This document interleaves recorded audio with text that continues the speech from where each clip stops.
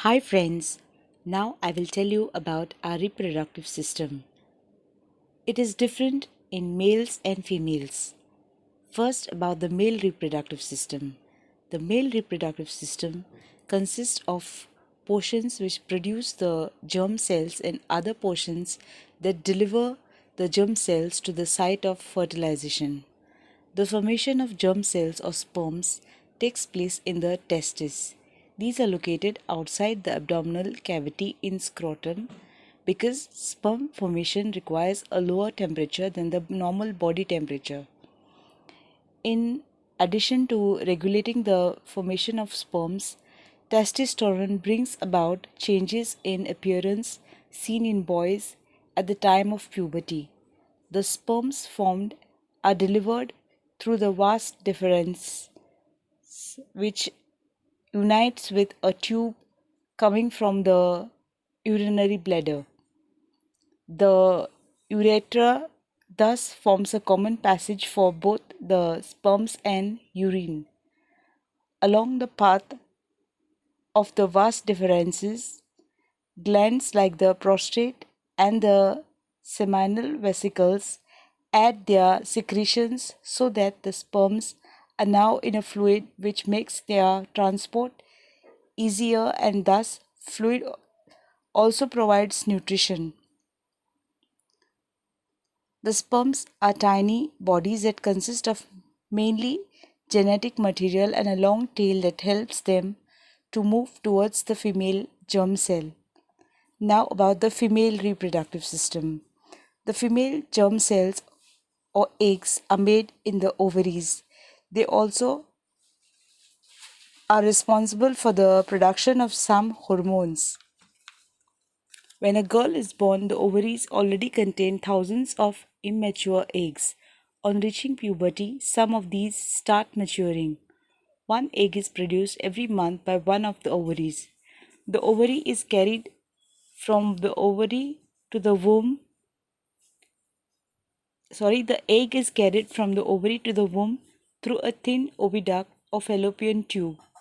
The two oviducts unite into an elastic bag-like structure known as the uterus. The uterus opens into the vagina through the cervix.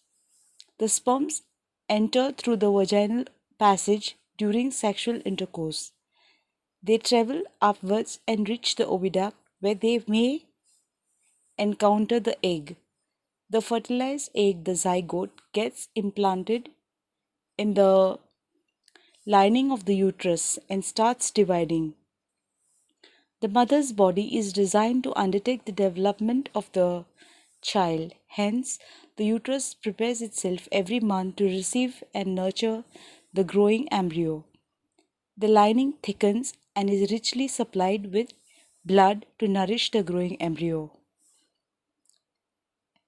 The embryo gets nutrition from the mother's blood with the help of a special tissue called placenta. This is a disc which is embedded in the uterine wall. It contains villi on the embryo's side of the tissue. On the mother's side are blood spaces which surround the villi. This provides a large surface area for glucose and oxygen to pass through the mother to the embryo. The developing embryo will also generate waste substances which can be removed by transferring them into the mother's blood through the placenta. The development of the child inside the mother's body takes approximately 9 months. Sometimes it can go beyond that in the 10th month also. The child is born as a result of rhythmic contractions of the muscles in the uterus. We call them labor pains.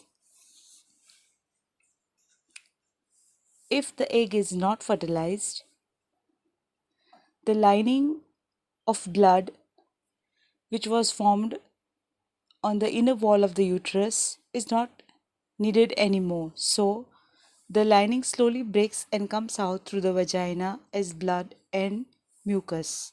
This cycle takes place roughly every month and is known as menstruation. It usually lasts for about 2 to 8 days. It depends on each girl. Some may get it for 2 days, some may get it for 5 days, some may get it even for 6 and even 8 days.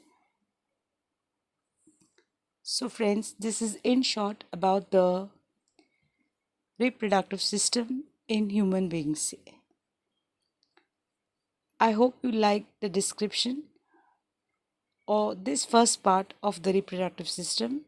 In my second part of the reproductive system in human beings, I will tell you about the safety precautions and results of having a sexual intercourse, or when the two sexes meet each other, what are the consequences. Take care, friends. If you like my explanation, do like, comment, share, and subscribe. Lots of love to you all. Bye.